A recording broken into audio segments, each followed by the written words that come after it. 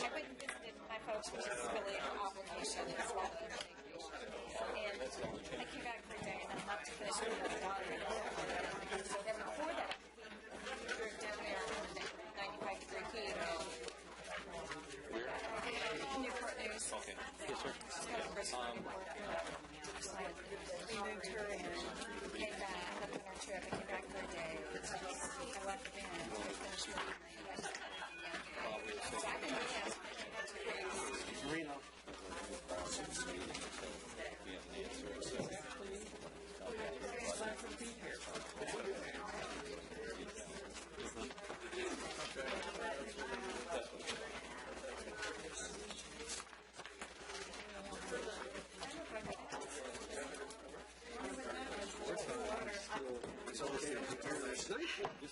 I'm just playing this out. You know those cross-out people on there? Yeah. Well, that's it. You gotta watch them closely so you know what it is looking at. Yes. Hey. You set yourself up. I know I did.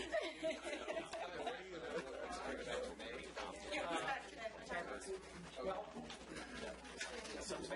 No. I mean, if you catch up with I have myself all in my I would. Yeah.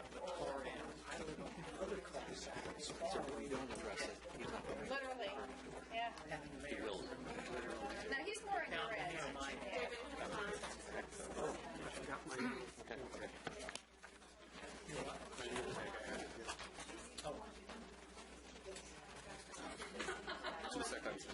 There we go.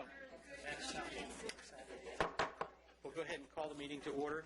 Our first thing, David Jones, if you could come up and give our invocation. Thank you. Let us pray for a moment.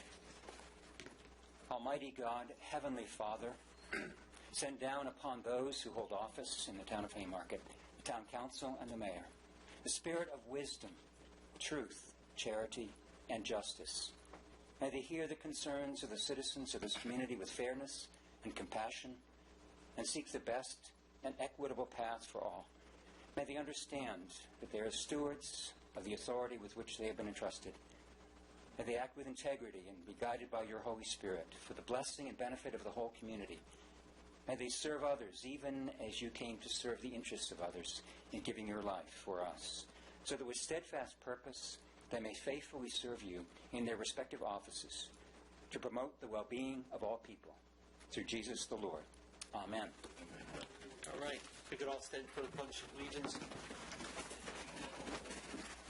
I pledge allegiance to the flag of the United States of America and to the republic for which it stands, one nation, under God, indivisible, with liberty and justice for all. Call roll, please. Here. Here. Here. Here. Caldwell. Here. Casanello. Here. Aiken. Here. Okay, great. Our first item is our public hearing. Special use of 6850 track court for an in-home business. Looks like we have the Planning Commission here. If you could call your meeting to order, Mr. Weir. call the meeting to order. Roll call, please. Rain. Here. Weir. Here. Maddox. Here. All right.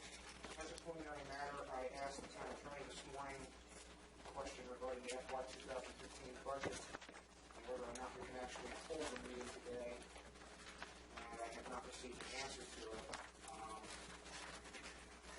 One acceptable answer to it. Therefore, I would entertain a motion to hold the public hearing open, defer action to the regular PC meeting of July 14th, 2014, or such time as the Planning Commission is assured that a valid budget is in place. Second. So moved. Is there a second? Second. All in favor, roll call, please. Maddox. Aye. Rain. Aye. Weir. Aye. I'll entertain another motion. Motion to adjourn. Second. All in favor? Aye. Aye. We can continue with the public hearing. Okay. we'll go ahead and open our public hearing. Sure. I'm sorry. No, not with your public hearing, but the remainder of the meeting. But until the Planning Commission has rendered recommendation, there's nothing for you all to have a public hearing on at this point. Okay. All right. Our next order is our minutes of acceptance. I make a motion, we accept regular meeting June 2nd, 2014, continuation meeting June 5th, 2014, special meeting June 19th, 2014, special meeting June 23rd, 2014, special meeting June 27th, 2014, and special meeting June 30th, 2014, accept the minutes as is. Have a motion on the floor? Second. Second by Mr. Woods. Any discussion? All in favor say aye. Aye. Can we? Yeah. Since we were Yes. part of it. Yes. Yes. Okay, Sorry. aye. Anyone opposed? Okay, motion passes. All right, our next item is our citizens' time. This is a chance for the citizens to come up if they could address the council. I would just ask for you to state your name and address for the record. And we do have a rules of procedure of how citizens' time is to be handled that we have adopted. It's a time to actually hear the citizens. It's unfortunately not a time to go back with a back and forth or a discussion. We do have our town staff, our town manager, and our town clerk that's available during all the business hours that if you have any specific questions that you would like to have answered, they would be able to help you. So at this time, I'd go ahead and open the floor for any citizens to be able to speak.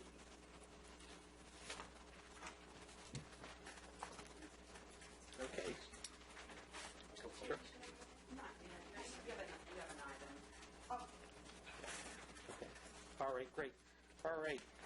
Our first item is our special use that we'll, I guess, table for our next town council meeting.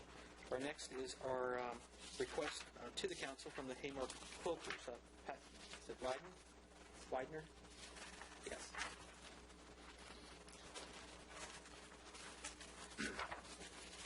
Good evening. I'm Pat Widener, former president of Haymarket Quilters Unlimited. Thank you for hearing our request this evening. We ask that you please consider and approve our use of the town hall for 6 Saturdays this year at no charge. The former mayor and town manager offered us this use as a show of appreciation for our creation of the town of Haymarket Quilt, right back there. In September of 2010, we donated the quilt, and we're pleased to help preserve the history of Haymarket in this very visual way. This original work of art is valued at several thousands of dollars, took 22 members, many of which are here tonight, took over 580 hours to create, with expenses being about $300. We are delighted to be a contributing part of Haymarket, and we're pleased that many citizens can view and learn about Haymarket with the town of Haymarket quilt. An additional donation of 4 of the white portable tables like this was made by one of our members, and they are often used by the town staff and citizen groups. Now, our current president, Carolyn Fulmer, will share how we've recently increased our contributions to Haymarket, our town. Welcome. Good evening. I am Carolyn Fulmer, and I'm very happy to be president of Haymarket Quilters Unlimited this year. I wanted to let you know, first and foremost, that our group is so very proud to be a part of the Haymarket community and to enjoy contributing to our town. Our group we've been very happy to answer the request from Denise Hall last year when she asked if we would put together a quilt show to be in the Haymarket Museum. And as I'm sure most of you know, it went over really well. We had I think it was just about 300 citizens were able to view the quilt show and answer, they asked lots of questions and got involved and felt the hominess of it, I think, added a lot to our community and our small town feel, everybody involved with each other. To create this professional and visually appealing show took quite a lot of effort. The group donated 56 hours in organization and layout, setup, takedown, and of course they also acted as docents during the show in order to be there to answer questions people might have. We're delighted to be asked again this coming year to put together an all-new show, which we have a team right now working on that, and it's going very well. So we're sure that you're going to be very pleased and proud to call it part of Haymarket. The quilts this year, and we think this is a great idea, the quilts this year will be on display not just for the weekend, but for about a month, from the Haymarket Day to Oktoberfest. And I know some of our members will be there to help lend a hand as needed to give the visitors some more information.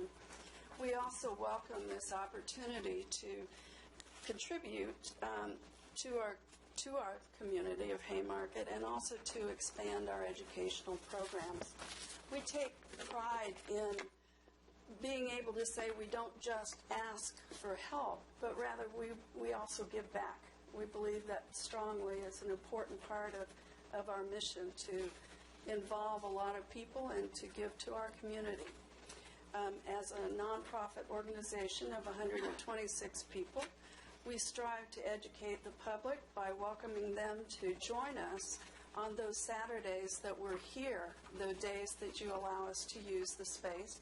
And we answer questions and show people how quilts are made or whatever their questions are.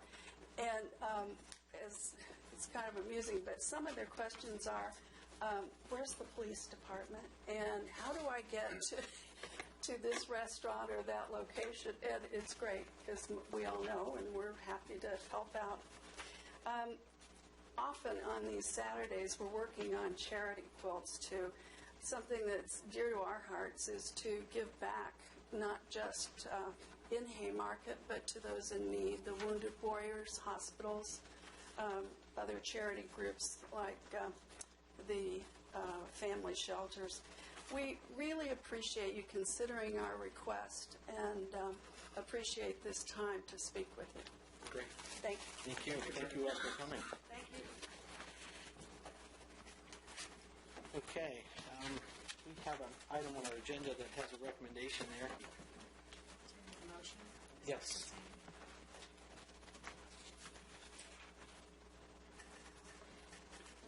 Recommended motion there at the bottom. That's where I've got to find. Yeah, we're on page 25. I move that the town council allow the Haymarket Quilters to use the town hall facilities at no charge for 6 days to be determined. The motion's been seconded. Discussion? I'd just like to point out that even though we normally only allow 4 dates during any fiscal year for nonprofits or groups that qualify for that, that the amount of extra work that they do for us and provide for us is worth the extra 2 days to change that policy just for them. Okay. Any other comments? Yes, Mr. Mayor. I think they do a great thing. I learned a lot at the quilting session, especially with the Underground Railroad. I kind of fashioned myself somewhat as a history buff, but I didn't realize a lot of stuff. And I learned a lot about the signaling involved in the quilting. And I believe my wife is looking forward to possibly joining, so I think this is a great thing for the town. Great. Okay. Any other discussion? Roll call vote, please. Moore. Yes. Swinburne. Yes. Woods. Aye. Cottle. Yes. Costello. Aye. Henning. Yes. Great. All right. Thank you all. We really appreciate it. Thanks for coming. Yes. Thank you. Our next item is our appropriations.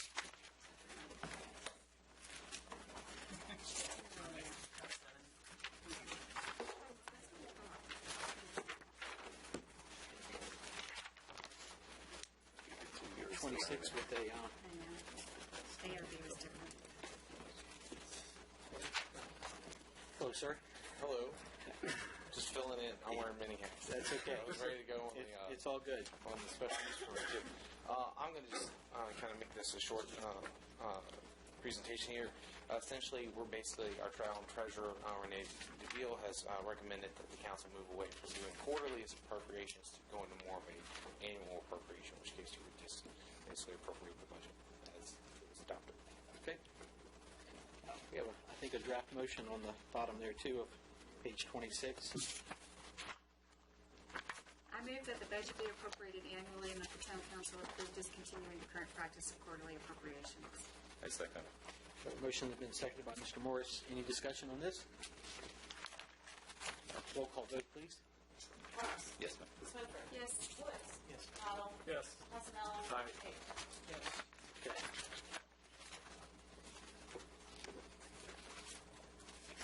And our spending policy, Mr. Henshaw. Mr. Mayor, members of council, you have in front of you a draft amendment to the policy within your packet. I do need to mention one addition that I came across with having our town attorney look at this and recommended going to recommend a change. Through the course of the bidding process, we should actually define what constitutes a winning bid. And so therefore, in the policy, if you look third paragraph down, the third full paragraph, before the last sentence, we just need to add the following sentence. The winning bid means from the lowest responsive and responsible bidder. Okay. That puts a definition in the policy that if we go to a bidding process, which is being recommended, that you would do any purchase over $10,000. So if the council doesn't have any additional questions, I'll be happy to answer any questions with regard to draft amendments. But otherwise, what I'd say is we would make that change, and I suggest that it be noted in your motion. Okay. I did have a question regarding the, I understand increasing the just normal day-to-day expenditures over 3,000 to 10,000. Correct.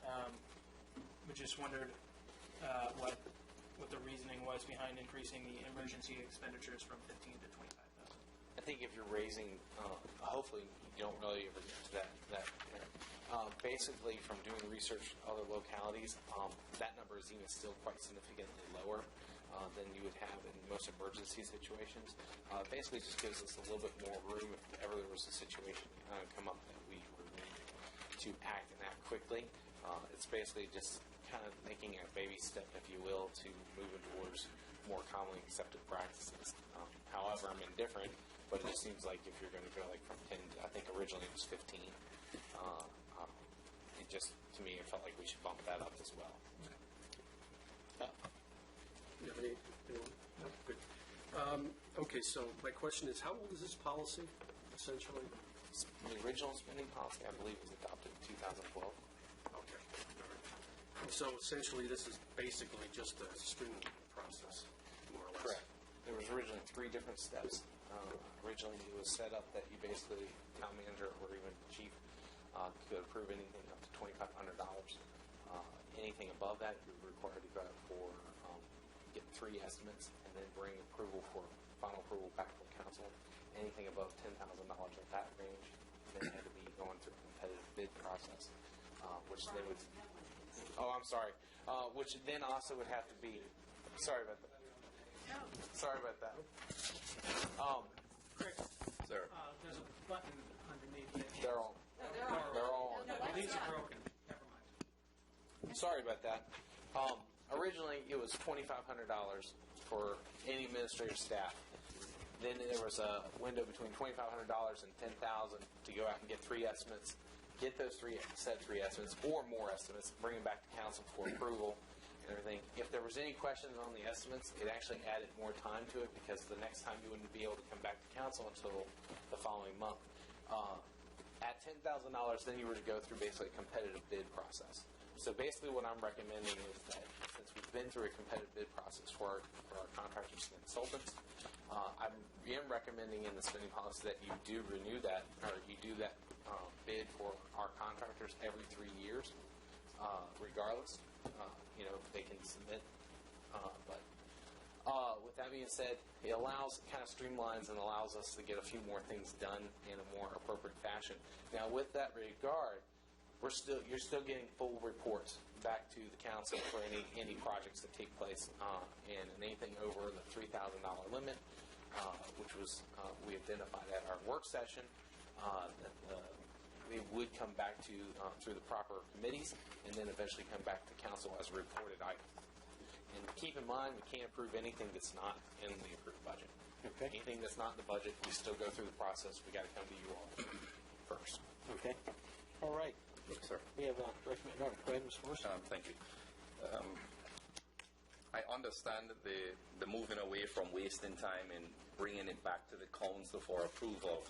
However, in the second paragraph, am I understanding it correctly where you say may be authorized with approved by the town manager with at least one acceptable estimate? Does that mean we receive one estimate and then you choose from it, or? That was actually original language in the spending policy. Basically what that meant was you could go out and solicit one contractor depending on the nature of the work, if it was a plumbing issue or something to that effect. When the policy was originally drafted, we actually at that time were implementing using several different contractors that can't cover various different things. Since this policy has been adopted, we actually transitioned to going to one public facilities company that went through a competitive bid process. So when we say one acceptable estimate, basically we would go to them to get their pricing on it. If I felt like it was unfair, I would work and negotiate with them. But for the most part, what we're doing is we're trusting our bid process that they wanted to get through the process so that we can hopefully get things done a little bit quicker. I understand that whole aspect with you trusting them, and I think it's the same direction we're moving in trusting you that you're making the right decision. But I think it would be in our best interest if included in this policy is that you get 2 or 3 bids and then you make the decision on it. I think it would make us feel more comfortable that you are not just going to the person or the company that has won the bid for the town, but that you're going through, you're looking at 2 or 3 bids. And the reason I'm mentioning it is there are going to be times when the contractor that we use normally does not have that much authority on an issue, and you may not know that they don't have that authority, and it would protect you by getting 2 or 3 bids and then making the decision from the 2 or 3 bids. But the way it is drafted here is that you just go and get one bid and run with the one bid. It's not probably the best thing to do would actually be change that terminology more than anything. Basically, what I would caution you to is we actually asked companies that could do multiple things. See, they're not just one. They're a Class A contractor, but they do a little bit of everything. From the standpoint, they can do all facilities maintenance and management for the town. So we put them through a competitive bid process to provide the services that we would probably need to utilize. If it was a highly specialized service, let's say, for example, replacement of roof on the museum, that's a different job altogether. Would they have the opportunity to maybe explore it? Of course. But you're probably going to a roofing company to get that done. Now, if you're patching a roof, or if we need something fixed, they have the adequate channels to go through to get that fix done for us as a facilities maintenance. So the only thing I would caution you all from the standpoint of the council is that we did put a company through a competitive bid process. Now, they signed the agreement. They understand what is in the parameters of the agreement. What we've ran into and why I'm recommending the change is the idea to move forward from the standpoint of it does cause us some time to try to get through the process. And we've had projects that we probably could have gotten done and gotten completed that's taken, rather than taking 1 month to get it done and actually having the actual physical work done, it's taking us 3 months to get the actual physical work even scheduled. And it's been problematic. I would say if you wanted to, you can certainly play with the numbers, drop the amount. I basically was just trying to look at it as a kind of a twofold kind of process. I think we're discussing 2 different things. This is not about the numbers. I think the numbers are good. I think the direction is good. I think having you make certain decisions is good. I think the issue that I'm concerned with is if we select company A, and they're the ones who normally do our roofing for us, and we have a roofing issue. We go to them, they're booked because they have a big project in DC doing. They still bid, give you a bid on it, but they added some, they jacked up the price because they're going to have to give it to contractor B to do it. They're going to subcontract it. Right. You won't know that the price is increased, is jacked up because they have to give it to another contractor. So it saves you. So just bear in mind, we're not here discussing the amount. We're not here discussing your responsibility. We're not even discussing the direction, because this is the direction to go. Entrusting our town manager that he's doing the right things. Right. But when you have him just accepting one bid, it puts you in a peculiar position, because you just have that one bid. You have nothing to compare it with. Right. Yes. One thing I want to make sure that everyone understands, especially the newest people here, is that, in my opinion, if Brian went out to get something special that the current group could not do, we would definitely do 3 bids, because we're talking to 3 brand new people. But this particular company, remind me of Genesis contract. went through a competitive bid process, and the rates and pricing has already been agreed to. And we've contracted with them for a period of time that they are our sole vendor, based upon, I don't want to say that, we can go around it, but in general, we go to them based on a list of pricing that was already agreed upon through a competitive bid process, competing against other people. And the whole reason was to get away from having 3 bids on a plumbing issue, on the simpler stuff, replacing a door, replacing a window or something like that. Getting 3 bids for that doesn't make sense. If you have somebody that's already gone through the process and you've already agreed to the rates. Now, granted, materials is what materials are. They're going to provide invoices for the materials. But the labor rates are pretty fixed. Correct me if I'm wrong there. Yeah, that's correct. And therefore, if it's the standard stuff we do, there's no bid process, because that was why we hired them through a bid process. However, if it's unique, or an HVAC unit for the police department we recently did, Genesis isn't going to do that. We went out and got 3 bids on that. So it really depends on the flavor of the work. Thank you for that clarity. Yeah, I was going to say, that was one of the areas I was going to go to, just to kind of explain, because I realize it might not been explained very well. The other thing about that is they even have HVAC, and see, like, they can cover the gamut of all of our needs. Now, if you get into a larger project, the way the policy is being amended to is basically anything above that threshold, they would basically have then the option to just basically act as consultant to the town, working for us to make sure we are getting the best bang for our buck, if you will. Or at the same time, they could actually withdraw themselves and then go for a competitive bid against other qualified contractors. But all of their rates and fees were basically part of their bid process to begin with, so they have to hold those. And that's the reason I'm recommending that you would rebid this every 3 years, so that you can stay competitive at the same time. And we did that last. It was done right when I started. So approximately a year It's been ago. a So little bit. we're in the ending the first year in Genesis. Ms. Winthrop? Well, and my understanding is that the warranties and everything, if somebody else works on something they've worked on, then our warranty is null and void, right? So, I mean, they do need to continue with the same company for those things they've been doing. Correct. There's a continuity There's a reason for it. Right. issue as well that you run into. So basically, we're letting the town manager manage the town.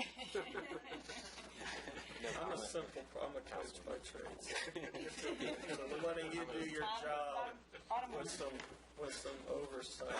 Correct. And I don't do my job unless I bring it back to you. That's part of my job. So. Okay. We have there's no further, we have a draft motion in here on page 30. I move to adopt the draft amendment to the Town of Haymarket's policies and expenditures of town funds this July 7th, 2014, as amended this evening with the adding of the wording of the lowest responsive and responsible bidder. Okay, motion on the floor. Second. Second. Any discussion? Further discussion? Roll call vote, please. Morris. Yes. Lindbergh. Yes. Woods. Aye. Cottle. Yes. Cosarello. Aye. Aiken. Yes. Great. All right, our next item, item E, the Haymarket Code 42-2. Mr. Mayor, if I might address you from here instead of going around to the podium, I think people might actually be able to hear me better if I speak. The code 42-2, which is in your agenda at page 34, indicates that taxes will be payable on one installment on or before April 30th, or in two equal installments on or before April 30th and September 30th. Two problems with that. One is that has not been the practice of the town. The town has actually, Ms. Prelai, what's the date that we're actually using? March 1, which is not here and doesn't have any basis in state code either. The state code provides for a default due date for taxes of December 5th, which you can vary. But I would recommend that you change the first line of section 42-2A to read, all taxes levied for town purposes shall be due and payable in a single installment on or before December 5th. Strike the words April 30th or in two equal installments on or before April 30th and September 30th, and then pick up with the language of each year on the basis of such assessments and levies that shall have been approved by the council for the current year. That is, if you look down in the gray language there where it says state law reference, the December 5th is referenced in Virginia Code Section 58.1-3913, which is the second code section that's referenced there. And that's when treasurer to receive taxes and levies without penalty. So that's the language that I would recommend. And while I've got the page open on the operating table, can I ask you to do something else? If you look down the page 34 at section 42-3, the last sentence on there says, for the second and subsequent years of delinquency, such interest shall not exceed 8% or the rate under section 6621 of the Internal Revenue Code of 1954 is amended, whichever is less. We are currently trying to ascertain, with respect to several past tax years, what that exact tax rate is, and it is not as simple as you might think. So I would ask that you also strike that sentence, that sentence that starts for the second and subsequent years of delinquency. Just strike it entirely, and so every tax year will have an 8% interest rate applied to beginning on the first day following the taxes, the date the taxes are due. That will make it more administratively helpful, as well as being probably more beneficial to the town, since the rates that we have been able to determine for some years are in the 3% range. So you're going to get a little bit more money and make it a little bit more worthwhile to collect some of these delinquent real estate taxes at an 8% rate. Okay. All right. Who would like to take that motion on? Sure. I don't know how significant it is, but where it says machinery and tools, it's like the third line down, shall be delinquent on the day next after they are due. Should it be on the next day after they are due? Is it just the wording, or am I reading that wrong? Day next after they are due is kind of 19th century lingo, but that I think tracks the statute. Either way, we'll figure it out. Okay. Sure. Greg? Does the first one change from April 30th to December 5th? Does this change what we currently do, how we collect taxes? It changes how, obviously, our due date. However, we generate our invoices in October, so we should be fine. Okay. I do have a question, if you don't mind. No, absolutely. How does it affect our other, because this is kind of a general, Right. how does it affect B-Pol and meals tax and the other taxes we collect that have monthly due dates or? B-Pol is annual, but and if there's a specific code section on that, then that would apply. But with the meals tax, that's collected monthly and remitted monthly. This would not affect that. Okay. All right. Mr. Mayor? Yes. I'm a little concerned about the implementation of this, though. because I think some folks will have budgeted for next year and not for this year, if I understand it correctly. So what we're saying is this December 5th, the town taxes will be due. That's what I'm recommending, yeah. Well, I think we need to do some communicating about that so people understand that. I think that's an important issue for some folks. Most, Don't screw up all your escrow accounts on your mortgages, too. well, that was my question, escrow accounts and mortgages, and that, when are they normally paid? No, it shouldn't have any effect. Yeah, I would agree with Ms. Prelide. My experience with the mortgage escrows is that the companies escrow the amount of the taxes monthly, and then they remit it when the due date is. So there would simply have to be a communication with the mortgage companies as to when the due date is. But if I might suggest, if you're concerned about outreach and possible unforeseen impacts, there's no need to adopt it this month. We could since the invoices won't even be generated until October. There's no harm in delaying this till August. Well, I think, myself, Mr. Chairman, I think we should have a conversation with our town folk and see what they think. I think that would only be fair. So would the individuals have to contact their own mortgage companies to get this due date changed? No, I don't believe so. Is it generated automatically? The town communicates with the, basically, we don't deal straight with mortgage companies. Right. There are there's a middleman. Okay. CoreLogic is your big one, and they'll collect for 5 or 6 mortgage companies. So it should be automatically done for the individual taxpayer? They call us every year, no matter what. Yes. We never know when people refinance. Right. You know, Only for people with mortgages. People that paid off their homes, it's different. They get the tax bill from us straight to their mailbox. So that would be a change for them. But we'll be communicating directly with them at that point. They won't. It's not something they'll have to know. It will just happen for them. We can let them know ahead of time, but what I'm saying is it's not going to be all of a sudden you didn't pay your escrow and you don't know. Correct. Right. So. I'm not sure. If the bill isn't due until March 1st initially, and then we bring it back to December 5th, and they're paying their escrow, I'm not sure about the math here because I'm not a financial expert, but wouldn't they be short in their escrow perhaps? Perhaps. And then the next year, every year I get a change in my escrow. Right. And it usually goes up. It doesn't necessarily go down, but it does catch up with you. But it doesn't happen that day.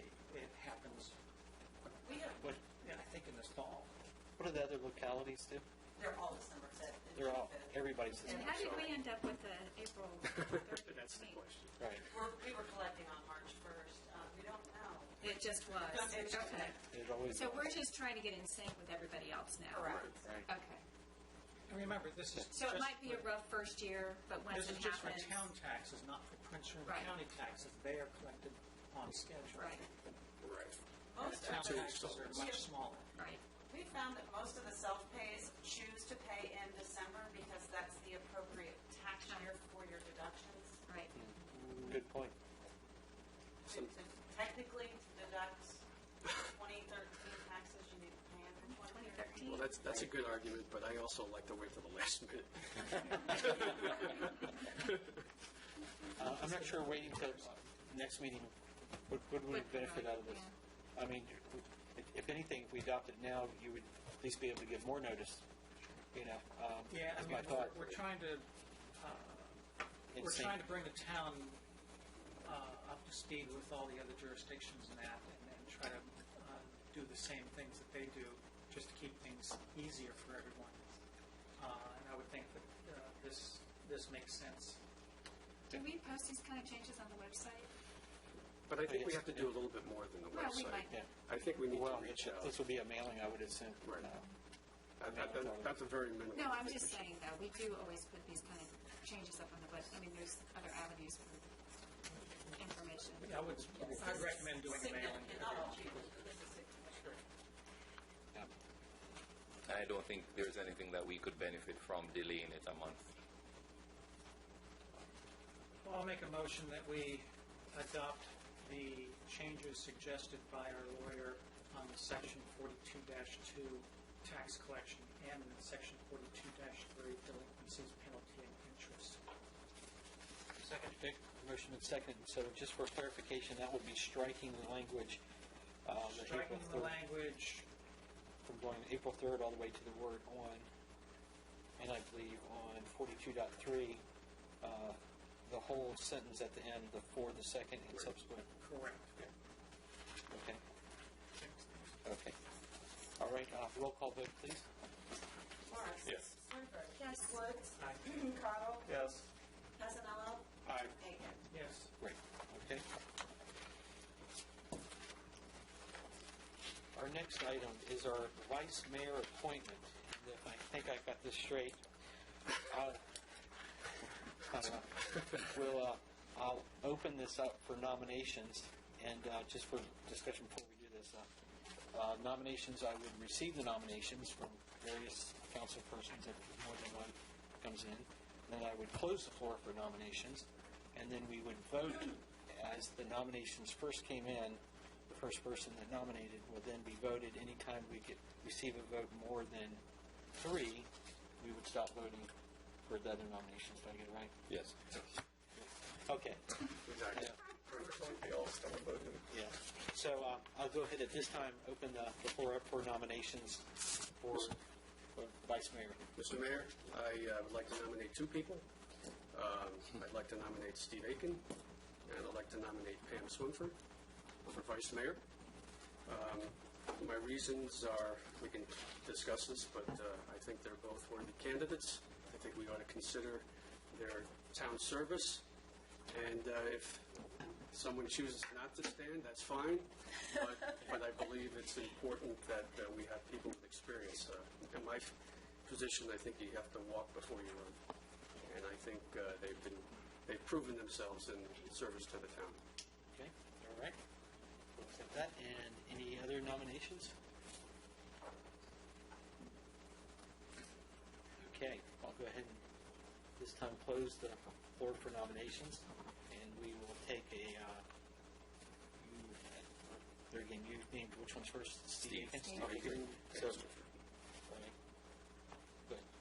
Just the discussion would come next. Oh, okay, yes. Discussion. There we go. Go ahead and go around the table. Any discussion? No. Okay. Ms. Winford? I'm caught unaware, so I haven't had time to wrap my head around that.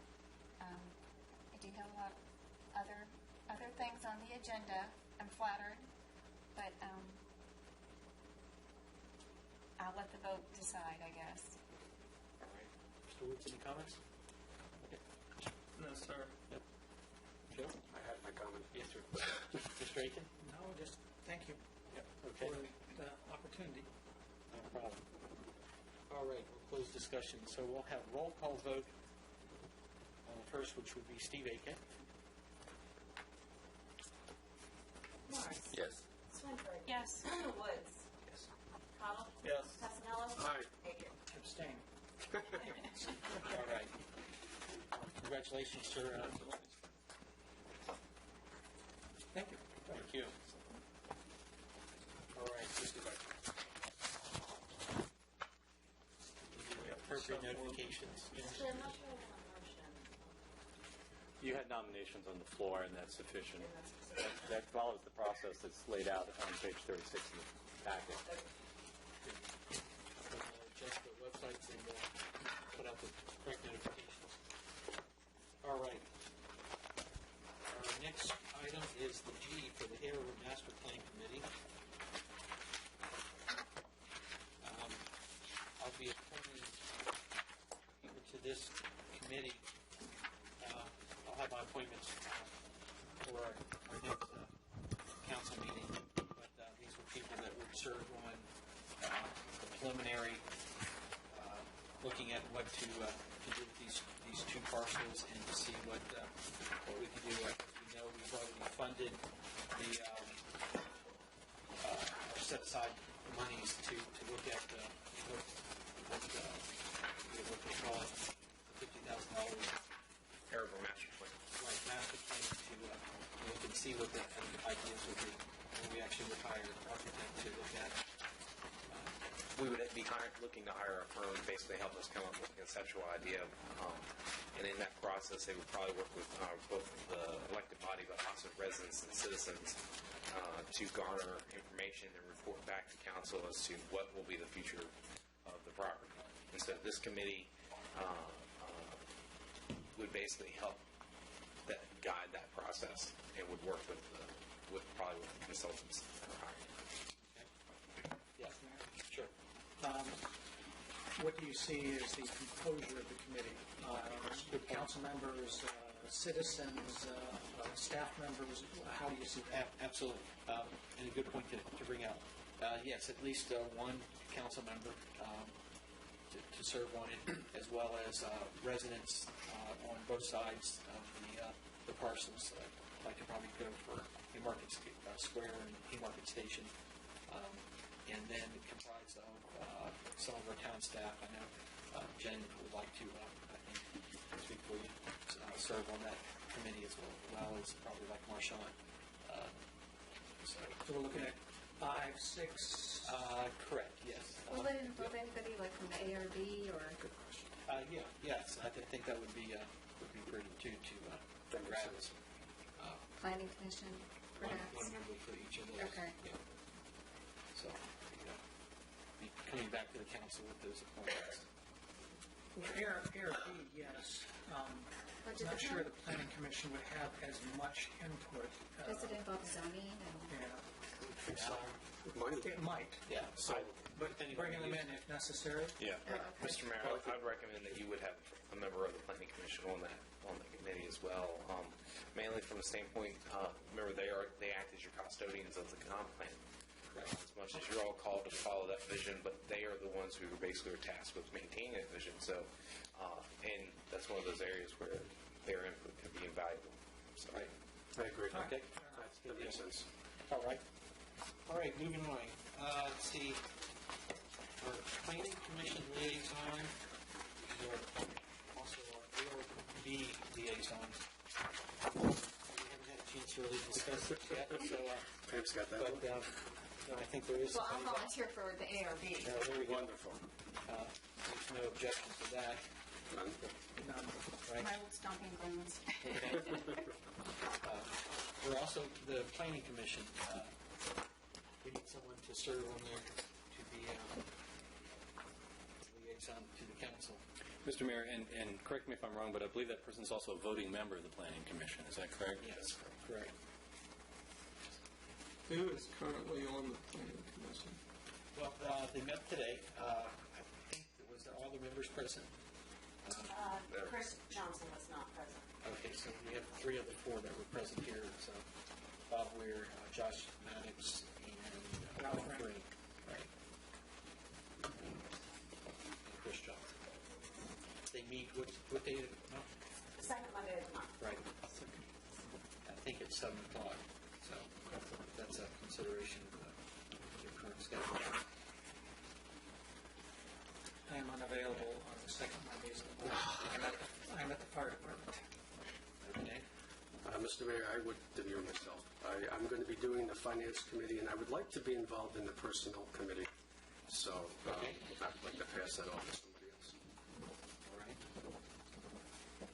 Planning Commission, Mr. Mayor, would play a part in the Hairover Master Plan, right? Correct. Since I live in that community, I kind of have an understanding of what those folks would like. Sounds like a fun job. I'll do it. Pull the wool over your eyes. Why not? Thank you, Mr. Potter. Yes, sir. So we need these as a motion? I think he nominated himself. But the rules of procedure say that members of boards, commissions, and committees requiring council vote shall be appointed by an affirmative vote of a majority to serve specified terms, as may be deemed appropriate by the council or specified by statute. This is one where it's specified by statute. You serve on the planning commission until your term on the town council ends. That's the second Monday of every month. Yeah. So it needs a vote. Yes, it would require a vote. Okay. So we probably should do both of them then? Yes. Make it a motion to include both of them. I'll make a motion that we appoint Matt Cottle as the Planning Commission liaison from the Town Council and Pam Swinford as the Architectural Review Board liaison from the Town Council. Okay, motion on the floor. I second it. Both of them. One motion, but that's good. Any discussion? Mr. Mayor, let me just ask a quick question because I don't know the answer to this actually myself. Does the ARB liaison vote on the ARB as well? Yes. Okay. Yes. Okay. Any further discussion? So we'll take a roll call vote, please. Woods. Morse. Yes. Swinford. Yes. Woods. Yes. Do we need to switch you guys? Casanello. Aye. Aiken. Yes. Great. All right. Our next item is our mobile data and computer service fees. Mr. Finshaw. Mr. Mayor, I'm just going to stand down here since our clerk has moved the mic on me. Hopefully I'll talk loud enough. I do apologize because I have a little tickle in the throat. In your agenda packet is a report with recommendation included. Essentially, I'm going to try to make this as concise as I can, but essentially this is a service fee that the county's IT department is charging the town for accessing the county's CAD system or mobile data network. This would be anything that any of the county staff or police access on a day-to-day basis. We're talking about basically our mobile data computers that go into our patrol cars, but also in general sense of terms, anything that's accessing the county's IT network from mobile location, also that department is also responsible. Previous council questioned whether or not the county elected officials, or basically questioned to the county elected officials if this was a double tax. Our representative, Pete Canlin, the supervisor for this district, is looking into this matter. However, we did receive an invoice back in May, and I think it's one of those things that we should probably at least address. If it's determined that it was an error and that we should not be charged, I'm sure the county will work with us to get that resolved. But I'd hate having that invoice kind of out there at this time. The invoice is also included in your packet. It's for the previous year. It's half the charge of the full year. I worked on behalf of the town as town manager to basically get this, see if we can negotiate it down because it wasn't in our budget for the last fiscal year. However, with the delay in it, that also pushes it to this fiscal year. So if it's determined to be a legitimate charge or whatever, vice versa, we will have to identify this and address this later in the budget year with regard to the budget and make an amendment. So that's something to keep in mind. As I stated, this is just a concern of the date associated with the invoice, so I'd rather not leave that out there any longer than we really need to. And I feel certain that working with Prince William County folks, that if there was an error or this is a negligent charge, we could basically work that out at that time. Okay, so you have a draft motion on the bottom of page 41? Yes. Okay. I move to authorize the town staff to process the invoice in the Prince William County government for FY 2014 technology charges as identified within this report and agreed upon by the town within the attached MOU dated April 4th, 2007 with the county. I second. Second by Mrs. Swinford. Any discussion? Yes. I've worked with the town staff on this for several months now, and Brian has gone over it many times. This is something our police department uses on a daily basis, is needed, and we definitely don't want it to be terminated for non-payment or anything like that. As Brian said, we are still working with the county through our county supervisor, Pete Canlin, to see if this can be provided at no charge to us. I sort of doubt that we're going to be successful in that, but it's worth a try. In the meantime, it's been since April that we haven't paid this, and we should pay it and move forward with this as best we can. Okay. Any further discussion? Yes, Mr. Mayor. Brian? Yes. Thank you, Brian.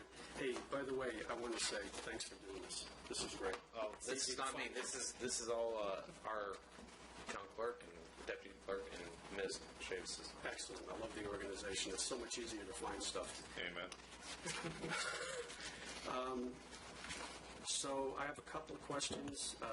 So we're talking about a $4,500 payment for fiscal year 2014 that we owe the county that we'll pay in 2015, and that will double in 2015 when the bill comes due next spring. That's correct. If we don't win the argument. That is correct. We were notified. We were notified back in actually the winter of 2014 about this issue, and then it was coming up.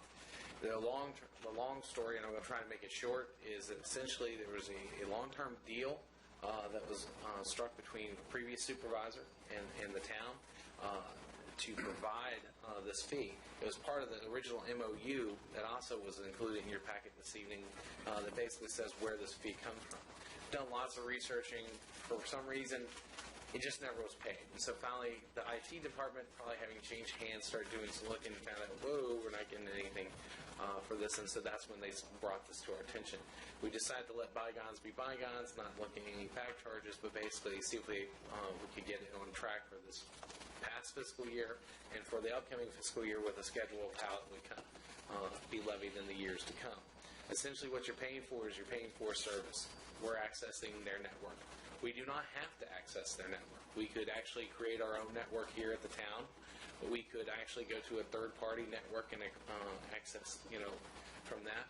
That's what another Prince William County jurisdiction actually does. So we do have options. However, we feel at this time this is probably still our best option because a lot of those other options include a lot of startup fees. So I know I kind of went into a direction that you didn't ask about, but that was I felt perfect. like I wanted to get you a little bit more information. Actually, you answered my second question. There's money budgeted for the police department. Does this then come out of that money, or is this what fund is what account is this coming out of? When we were going through the budget work sessions back in the spring, we identified and did place the money, the funds in telecommunications to cover this for the coming year. However, the thought was we were kind of unsure if we would work out an agreement with the county or not. We felt we explored exhausted all possible avenues, at least from an administrative side, and so we originally thought we would have to we tried to pay this before the end of the fiscal year. However, it wasn't. Now we're in the new fiscal year. It's got to come out of this fiscal year budget, which it would not. No, I mean, the town reports on an accrual basis. Okay. The date of this invoice is in May. So the check gets cut, it's the date of the bill. When it comes to that, the town manager doesn't know what he's talking about. Listen to your town clerk and ignore everything I just said in those last two. So was there discussion about this getting moved over to the police department budget then, this fee, since it's... It was covered in last year's budget. Okay. We had factored it. Okay. I do have a couple more questions, Mr. Mayor.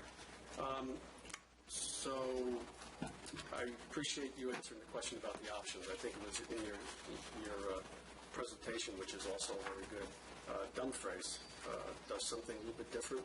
Did I read that right? That's correct. They actually operate through a third-party provider, which means they do not have all the same information that, like, say, Prince William County Police Department as a whole has.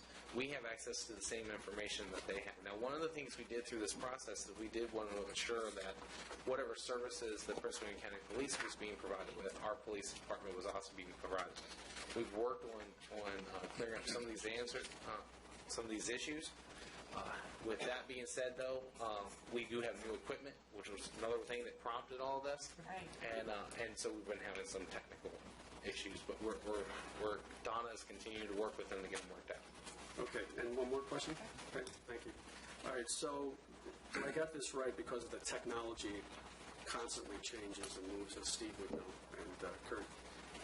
So is it every 4 years that there's going to be an upgrade to this system, and are we involved in the development of that or having some kind of input with PwC? Because they seem to manage everything, and we're just kind of like an add-on to that.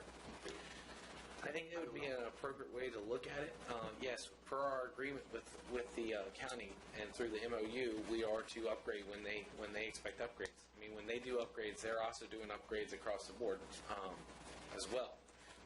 Currently, they're actually working on their internal network, And so that's going to be the big upgrade to come. But that our MDCs, which is what we refer to them as, that upgrade takes care of that. So we should be fine as far as when they switch over to the new network. The MOU itself, and so through this whole process, we all agreed that we really need to go back and address the MOU and probably structure a new agreement with the county. I have a follow-up to that. Okay. So we pay an annual fee, which is negotiated, I gather. I don't know. I guess it's based on usage. Maybe it's variable. I'm not really sure. It's pretty much an annual fee that the IT department. But that every fourth year when they go into doing development, are we going to be responsible for those development costs as well? I think it's factored into the service fee. It's the fact that we're accessing their network. I mean, it's the same thing as, I would equate it to the same thing as using your own cell phone plan. You know, when you have an old phone or if you're using a flip phone, you can use it as long as the network will accept you. But as soon as you get to the point where that technology will not talk to their new technology, they're going to come to you and ask you to upgrade. And so essentially the other thing is, just like your cell phone plan, you have options as to which plan you want to go with. And that's really what we're doing. We're tapping into their network, and they're providing a service for the town. So we do have options, but none of those options would be as cost effective. So there is somewhat of the fact that yes, you have to. It depends on what it costs to run their department year to year. My hope and goal is that we've established some relationships through this process, and we're going to keep on building upon them so that maybe we have some input. But with that being said, we're not really IT experts, so it's hard to really decipher that. At least not the ones who are on staff. We can get counsel from our council. Thank you, Brian, for answering those questions. I yield to Pam. My only question was, I'm assuming the police department recommends this and wants this. I'm assuming, correct? So, I mean, it's what they're recommending. Right, okay. Yes, the NDCs are essential for this day forward. It gives them so much information. Right. They would still get the same information through radio, but it's a lot to take in. And so this actually allows them to bring in, and there's other benefits that I probably would have to defer to the chief for, but the MDCs in general like to keep them in the cars, especially since we just bought 4, and we basically need the service to have them connect in. And it really works well with the mutual aid agreement from the standpoint of working with Prince William County. So tonight we're just trying to decide to pay this bill or not, and then go from there, because we're paying the bill that we owe. And we can always choose to do something different down the road anyway, should a better system come up. That's correct. Okay, great. Any further discussion? If not, we'll go roll call vote, please. Morris. Yes. Swim. Yes. Woods. Powell. Yes. Aye. Yes. Great. All right. Our next item, 15020 Washington Air. That actually go out the door. Yes, Mr. Mayor, because the action is taken earlier in the council, we do not have to look at items K and L, as I will take care of them appropriately. Great, appreciate that. The next one is item M, the building department fee schedule. Mr. Mayor, I can comment on that. This actually came out of the work session. It was recommended by our building official to have basically essentially a penalty at it. We looked at a couple different options on the Wednesday following as how to best address this. What we came up with was actually add language into our fee schedule itself for building permits, which basically creates a penalty. That simply states if any work has commenced prior to obtaining proper permits, the applicant is responsible for needed permits and fees, and all fees are doubled. This is per our building official, Joe Barbeau's recommendation in his report. Okay. And obviously, Martin, you had a chance. I have not. I was aware of the general idea of this. I didn't see the word penalty there on page 54 of the packet where it refers to that. The thing about permit fees is it's supposed to compensate the town for the administrative cost of administering the program.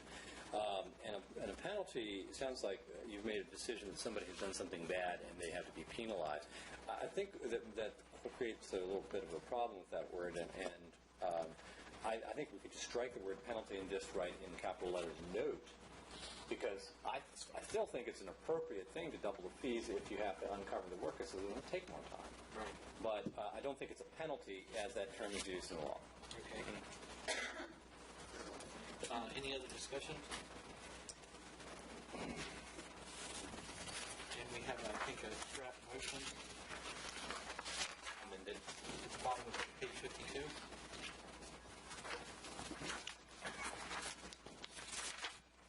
I move to approve the amended fee schedule as identified in Section 10-5 of the Town Code, which identifies a schedule of fees for permits issued pursuant to this chapter, as adopted and amended by the council, shall be maintained on file in the office of the town clerk and shall be available for public inspection during regular business hours as presented, including a newly identified note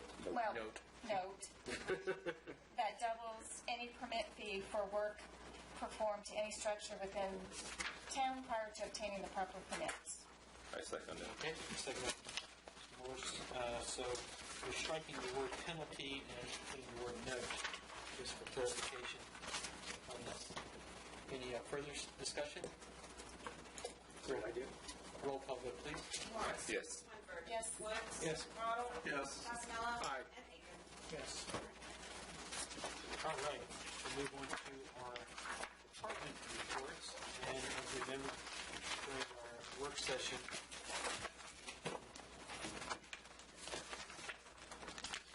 Renee will be here, but we don't have any further comments for the treasurer's report.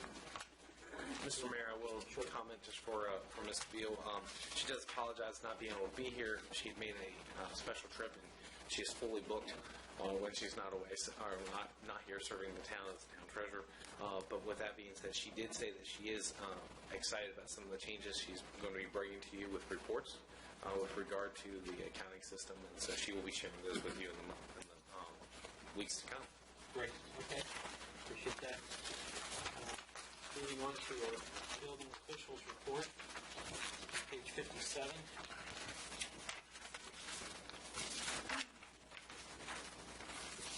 Any further comments on that? We will, No changes from the work section that we're aware of. If not, we'll move on to our engineers report,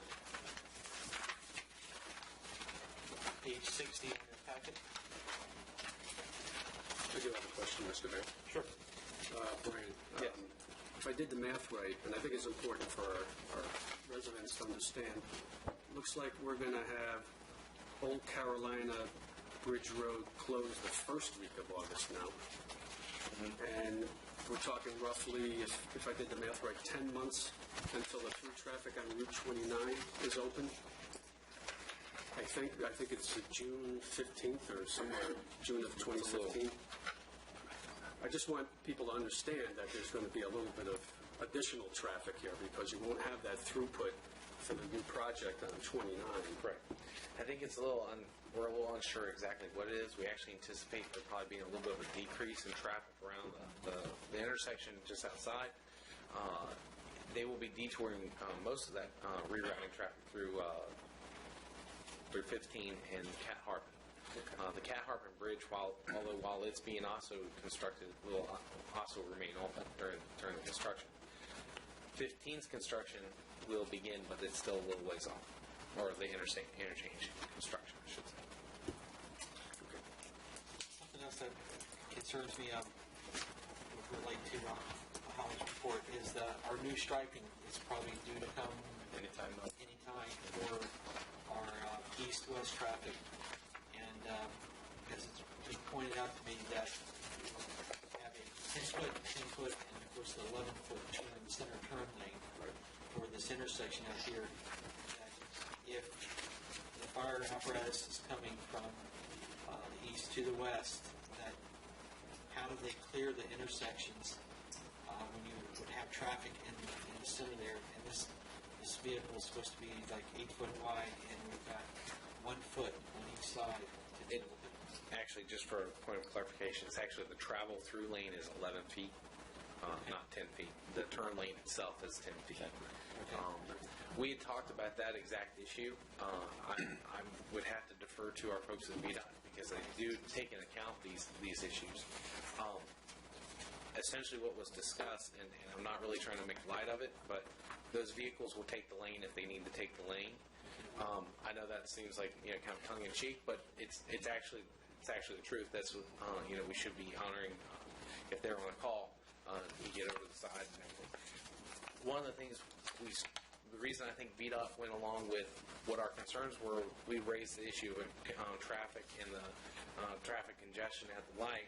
One of the reasons I think they looked at this is because it is very much of a the statistics show us that their proposed improvements will make a difference. And at the end of the day, if for some reason it doesn't make a difference, it's a fairly inexpensive fix to bring it back, and I think they're willing to accept that. So I think it is a concern, but I believe that they've done the due diligence. It's going to be a little bit of a pinch point, but at the same time, if traffic's backed up and there's nowhere to move them to get an emergency vehicle through, we're almost running into the same problem as anyway.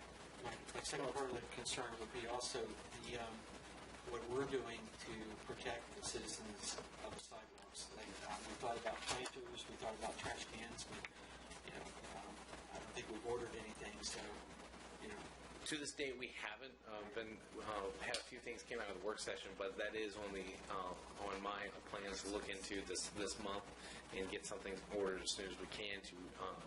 That would be that's also at the same time provides a little bit of amenity as opposed to an eyesore, but at the same time protects residents from walking directly right on the curb. And as we move forward with the town center plan and even possibly across the street when that redevelopment begins, that will be a time when we should look at possibly creating that buffer anyway. Right. Mr. President. Well, just to clarify, and we probably could use Holly there to answer the question, but I believe the fire department has signal preemption. They do. So they please get the traffic. Right. So that could help alleviate part of that problem, I would think. And also, they're going to be moving back where you stop. Right. They're going to be staggered there to allow more room for turns. Right. Okay. Assuming people follow that. However, sir, if we're looking at restriping within the next couple of weeks, we're not going to meet again for another month. So what can we do in order to speed up the planters or the trash cans? I mean, I don't think we should leave it on the residents to wait a whole month before we come up with something that we could put in place. I mean, right now the dots are there, so they can come any minute and restripe. New spending policy now? I think that's the appropriate thing. What I will do is I'll coordinate and continue to work with you all. I think originally we had talked about possibly moving the trash cans, but now after I found out those are stationary, they're staying put. So we have to look at some other options. I just have not had the time to go out and find some other appropriate or plausible alternatives, but we will get that done as quickly as we can so that we can prevent that. If worse comes to worse, we'll go with signage to begin to start off with. Mr. Costello? Mr. Mayor, also the police department, I would think they could help us in the implementation of this over a short period of time when it first starts to help with the traffic flow to make sure people are following the rules, so to speak. So perhaps that's another option. Right. That had been suggested, too, that maybe during these peak times that we do have an officer out there in the mornings or in the afternoons or evenings just to help facilitate, that traffic. Mr. Mayor, or even just to be on standby, just to be there watching. The bad part is that we don't know when they might show up to restrike. Right. So. And we don't really know the results. Because without a green arrow, I can see. You're going to sit there too. Table that motion. Yeah, so I'm just saying. I think part of the thing But it's easy to undo, so time will tell. They were going to put like a new traffic pattern or something like that sign. To give warning. Yes. I mean, they're not going to just come in and restripe it, and the message boards will be up to let you know the new traffic pattern and everything. And what the theory is like what has been taking people to make that same left movement is now you give them an actual lane that they can sit in until they feel comfortable to make that left movement. So the best thing I would recommend from a transportation standpoint is we've got to give it a little bit of a shot and see how it works, and if not, we can call our colleagues from VDOT in and say we're going to sure if this is working for us. Let's go back the way it was. But once you start getting into hanging lights, now you're talking new poles and all those kind of things. So, but I think with the bridge being closed, it's going to give us a good year to work it out. Yeah. It's the same issues we've had with the roundabouts. So. Okay. There's no further things about engineer's report. We'll go to our police report. Chief Ruth.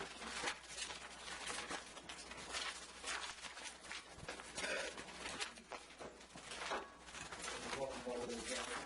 Let you know that tomorrow morning, like on the transport hotline in Silver, I'll be available to you 24 hours a day this week. If nothing wrong, if you have any questions or concerns. Good. Thank you, sir. Anything for me today? Chris, did you have something about the accidental shooting that you Yeah, I actually made note here. Chief, there's a report of an accidental shooting. Is it the norm for that information to be revealed to the council? What's the outcome of it, Mr. Mayor? Is it? Yes, I've always given that information to the town council. Okay, but like in this general setting, in this public hearing, is that something that I can request to find out? Is It comes out in the newspaper, and we just kind of tell you guys, let you know that you know it's being handled correctly, so that you don't think that this is something we're trying to hide from you or the townspeople. Yes, sir. One thing you may not be aware of is that every week the chief secretary puts together what's happened in the last week as a bulletin type thing and sends it to the town clerk to post on the website. So you can go to the website and get every week, I'm not sure how far back they go or when we take them off, but you can go back months, and week by week you can get descriptions of every incident that's happened, whether it's a dog bite or whatever. I think maybe you're asking about the resolution of maybe your specifics of what's happening. Okay. I think probably as long as they're, that he can tell you as much as he can, permissible by law, what happened. Yeah, you'd be feel free to. This was basically a accidental shooting.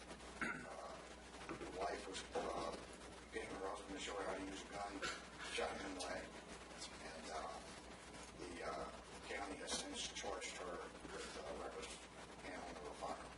So it's nothing more than it's not like an attempted murder or anything like that. That we know. We were all thinking. And this incident you said is on the website. This is okay. This may or may not be, I'm not sure. It may not be yet. There's a lag of a week or 10 days or so before those things show up. This is a report from May. Can I add something? This is a criminal stats for May 2014. We are in July. We may not have it. Oh, okay. Yeah, then it should be up there. Okay. Mr. Prince. I just wanted to say for the benefit of the council members and the public that Virginia Code, the Freedom of Information Act, does govern the disclosure of information about police records, and the Virginia Code section that you want to look at for that is 2.2-3706, 2.2-3706. And that governs the disclosure of what has to be disclosed, what cannot be disclosed, and what's in the local discretion. And so certain things have to be disclosed. The criminal arrest information about felonies has to be disclosed. Other information has to be kept secret, like the names of confidential informants, and pretty much everything else is in the middle. And that includes a lot of things that are non-criminal in nature, but there are, for example, if you have an accident report and it has photographs of somebody who's been in the accident, we'll release those photographs to the person who was there as the subject of the photographs, but not to the public, because it's personal, and that's covered by the code section I decided. Okay. Really good. Thanks. I do have one. Yes. Hi, Chief. How you doing? Thank you. Sorry. Okay. All right. One last thing here, just that the council's aware, you see that Officer Jeff Shaver assisted the town of Stevens City Police during their annual Heritage Festival. We often send officers to other jurisdictions to help with the festivals, Matt, because then they reciprocate and send officers to to our festivals at no charge. So it's an assistance there that we help them, they help us, because those festivals, you need a lot of officers, more than we can provide. So just to let you know why we do that. Okay, all right. Good. All right. Thank you, Chief. All right. Planners report, anything else for Sean's report on page 67?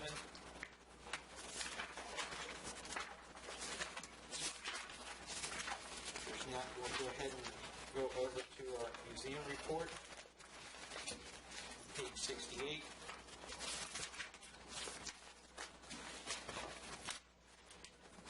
Mr. Mayor, I was glad to see that the show is extended. I think Denise is doing a great job. Yeah, she is. Yeah.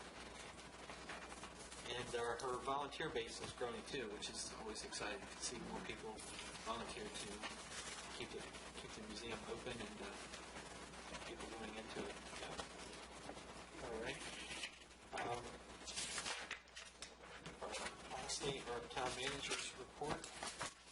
Thank you, Mr. Mayor. I only have two more things to let you know about. One, we are in the middle of the RFP for the Town Center Master Plan for the engineering design. Those proposals will be due to us Wednesday, July 16th. At that point, at 3 p.m., by the way, and at that point, the town, we will work in-house to try to narrow it down a little bit. If I do have a facilities committee by that time, we'll work with the facilities committee also to review these the proposals. We hope to whittle it down to about 3 or 4 at most qualified contractors or consultants, engineering consultants to do design. At that time, they would then come to the council to make a presentation, and then we'd probably make a decision which firm we wanted to go to. I also have some really good news. I know Mayor Leek and Councilman or Vice Mayor Aiken, I should say, was on council when we did this. We actually, several months ago, put in, and also Councilman Passanello, serving as a citizen volunteer, was also part of this process, some grants through Virginia Department of Transportation with the Rails program. We were successful in getting 3 out of the 4 grants, which is going to basically bring about $800,000 in improvements to safety of the crossings. There is no match associated with the town. But these brings and to be honest with you, it's one of these things. Don't get too excited. It's not like gates. You're going to get more technology and stuff, and the stuff we don't see is behind the cabinet. But they're very important safety improvements that we were very excited that we got it in 3 of the 4 crossings that we were looking at. That does not necessarily put in stone that we're going to do a quiet zone. That's yet to be determined, but if you even want to consider it, we were going to have to make these safety improvements. And even if you decide not to do the quiet zone, we've improved the safety of our crossings within the town and the surrounding area. So I think this is a very significant achievement for the town as well. Brian, yes. May I just say also that Eric Teitelman, I think. Yes, Eric Teitelman, who is and John Cole. And John Cole, also was part of that process. Which crossing is not covered? I think the only one that didn't cover was the thoroughfare, and I think it's actually because its technology was what was applied for was going to just kind of push it over the top. And I think certainly not within the town. Yeah.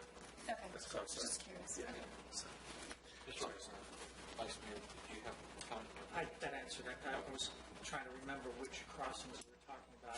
Actually, the other question is, with 2 crossings in town, I know the one that's over by the behind the storage place. That's a private crossing. Now that's a private.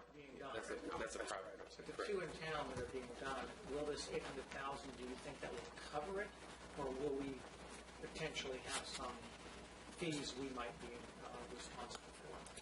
The way that this grant program works a little bit differently than most grant programs, they actually send out their.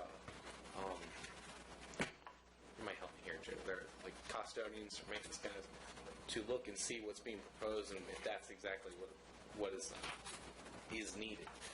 What we were mainly applying for There was one that needed significant improvements, and that was what was addressed before we actually put in the application. There are basically 3 different grants. It's not just one cumulative $800,000 grant. There are 3 different grants that address each need of each different crossing. And so what we were looking at is the CWTs, is that the right? Crossing warning devices. Yes. Power outage devices. Yes. It's improvements for the railroad. Power out indicators. Right, That's power right. out indicators, thank you. For the railroad, essentially, that will lead us to the point where they'll work with us on the quiet zone. Now, there will be other costs, I believe, not significant, but we have to make that determination down the road. Eric can speak to it a little bit better because he's closer to the engineering side of it. But the actual work could still take a good process of the coming year. I mean, so.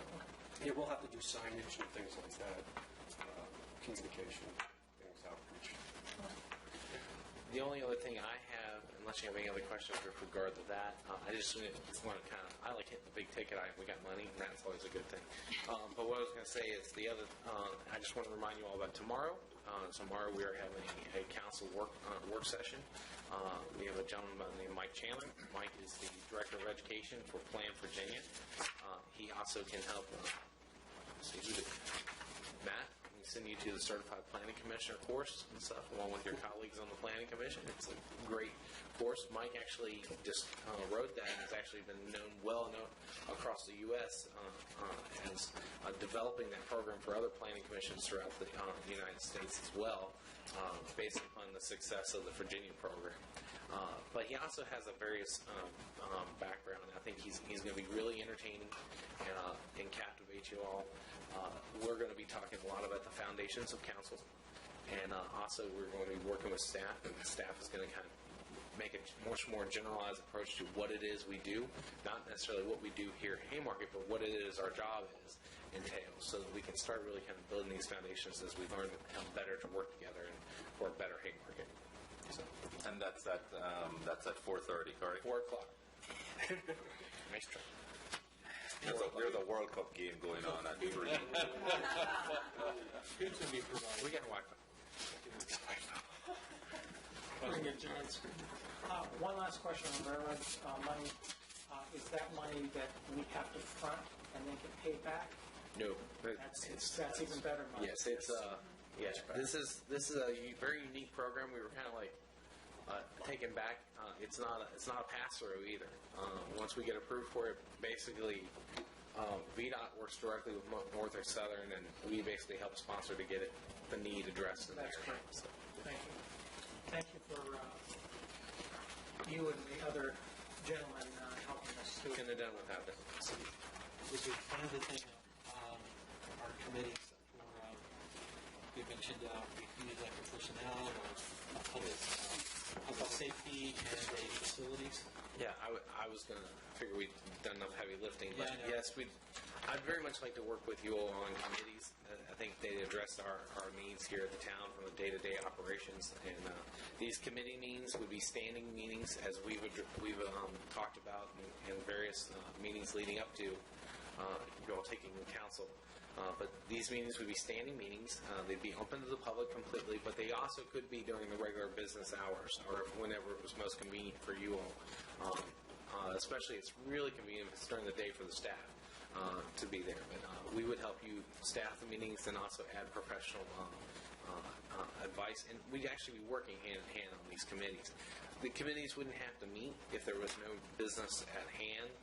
It really would be a matter of having them. They're there if we need them, and if there's a month when we don't need to meet, then we won't meet, and we will make sure that's known, and so we don't.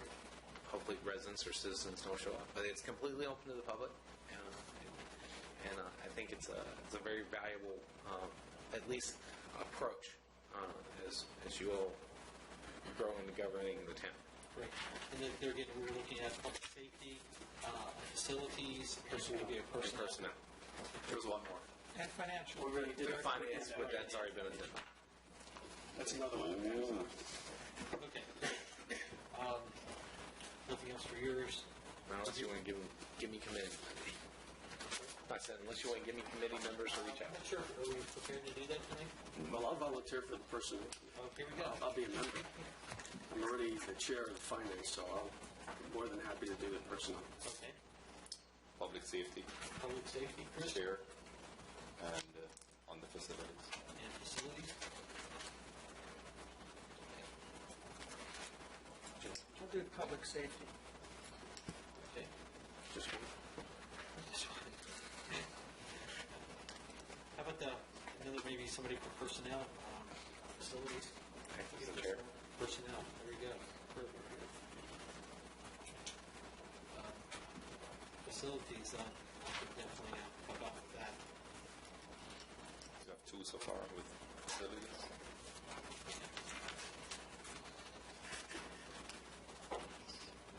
So what do we need? I already got volunteers. We have Steve and Chris, public safety, Chris and myself, facilities, personnel, Joe, Bert. Of course, finance, we're going to cover.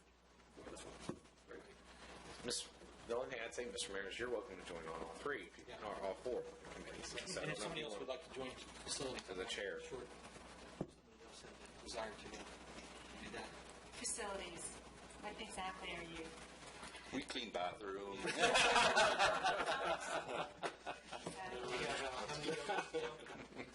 So it's basically making decisions on our facilities. Correct. Is that involved on the Harover? Yes. They would be. They would work. They would work Harover. I think the Harover Master Plan Committee is much more kind of like the visioning what you're going to do with it, but the actual physical. Okay, now we've got a plan. Now we're going to do it. The facilities would help make that happen. Just clarifying. But essentially, what the facilities committee would basically be responsible for would basically be making sure we have plans with regard to long-term care and maintenance. Let's start getting this stuff. Put together a report for the CIP when it comes to that. That would be something they would do. They would look at the fact that what major improvements do we need to make? What minor improvements do we need to make? Like a reserve study. That would be, A reserve study. would be, I don't think we've had one done ever. Yeah, so there's people that are in the HOA that know that that's, we should be funding and anticipating these things breaking and making sure that Correct. unexpected loss. Yeah. Okay. All right. Are we looking just for 2 people on each? Correct. Yes, I think that would be Minimum. Minimum. No, maximum. Maximum. Yeah. Or 2 gives us the 2 by rule. So, No, not if you're a committee. well, that's true. Yeah, the committee, it doesn't matter. You still have to advertise it. It's still a regular meeting. All the rules apply. But I think having it at maximum 2, it would offer, the town council members just the opportunity to, not be overwhelmed with different committees. So not a minimum, but a maximum of 2. Okay. Because then when you look at the Harover property, we're going to be looking at, 1 or 2 citizens to be involved. Absolutely. Yeah. As well as getting their input as well. Okay. Anything else? Otherwise, we'll go into our executive session. Mr. Mayor, the form of the motion would be to move that the council convene in closed session to discuss the following as permitted by Virginia Code Section 2.23711A1, personnel matter involving the police department. I believe that's the only one that we have. Yes, sir. That's right. Yeah. Okay. That's the full motion. Yes. Okay. So, second. Taken by Mr. Woods and second by Mr. Vice Mayor. They get used to this. And as I now know, we'll do a roll call vote. Morris? Yes. Winter? Yes. Woods? Yes. Lee? Yes. Cottle? Yes. Aye. Yes. For the listening public, this is a chance that we're going into executive session. We're not sure when we come out.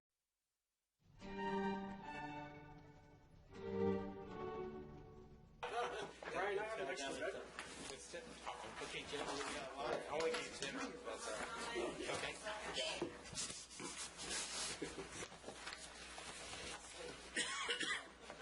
start again? Motion for the... Well, I'm going to do the certified first. Okay. As soon as we get live, we'll bring us online. Okay, we'll call the meeting back to order. You can do the certification. The certification will be in the form that the council certifies that in the closed session just concluded, nothing was discussed except the matter or matters, 1, specifically identified in the motion to convene in closed session, and 2, lawfully permitted to be discussed under the provisions of the Virginia Freedom of Information Act cited in that motion. Say each. So moved. Aye. Yes. Yes. Woods. Yes. Lee. Yes. Cottle. Yes, ma'am. Casanella. Aye. And Hughes. Yes. Okay. And we have a motion. The motion, you want me to repeat it? Yeah, I just... To direct the town attorney to proceed as discussed in closed session. I move for the town's attorney to proceed with such that was discussed in closed session. I second. Motion's been seconded on the floor. Any discussion? Roll call. Roll. Yes. Swinford. Yes. Aye. Woods. Aye. Cottle. Yes. Casanella. Aye. And Lee. Yes. Okay. The only other items on our agenda, we have 2 things. We're going to need a continuation meeting, like this for this coming Thursday at 6 p.m. And to save the essence of time, maybe if we could just have our council member time on that. Is there anything else that we need to have for Thursday's meeting? July 10th at what time? Some of you all are out. Yeah, we're good. We're going to adjust it. I'm sorry, what was the question? Just with the continuation meeting, is there anything else that we would need? Everything left, or is our council member time to be? Yeah, you can move that to that time, sure. Okay. All right, great. Any other closing thoughts? Motion to adjourn? There you go. Second. All right. All in favor, say aye. Aye.